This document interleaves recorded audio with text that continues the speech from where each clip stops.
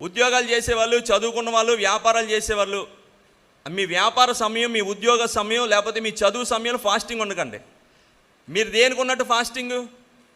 నామకార్థంగా fasting ఉన్నట్టే. సమయం ఎవరితో గడపాలని బైబిల్ అక్కడ 34వ అధ్యాయం 28వ వచనంలో మోషే ఉపవాసం చేస్తే ఎవరితో సమయం గడిపాడట? అంటే మన పని మనం చేసుకుంటూ మనం ఉపవాసం ఉన్నామంటే ఎవరికి ప్రయోజనం?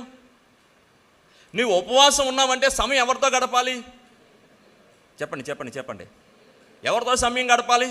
దేవునితో సమయం గడిపిన వ్యక్తిగతమైన అనుభవం చాలా అవసరం మన వ్యక్తిగత జీవితంలో. ఈరోజు నేను ఉపవాసం ఉన్నాను అని అంటే మన పని మనం చేసుకుంటూ, మన జీవిత పోకడ మనం కొనసాగించుకుంటూ, మన దైనందిన జీవితంలో మనం ప్రయాణం చేస్తూ ఉంటే మనం చేస్తున్నటువంటి ఉపవాసానికి ఏమిటి ప్రయోజనం ఉంటుంది? మనం ఉపవాసం ఉన్నామంటే కొంత quality of time you have to spend with all. మనం దేవునితో సమయాన్ని గడిపిన అనుభవం ఉంటేనే ఆ ఉపవాసంలో ఉన్నటువంటి విశిష్టత, ఆ ఉపవాసంలో ఉన్నటువంటి ఆనంద అనుభవాన్ని మనం ఏం చేస్తాం తెలుసా? మన జీవితంలో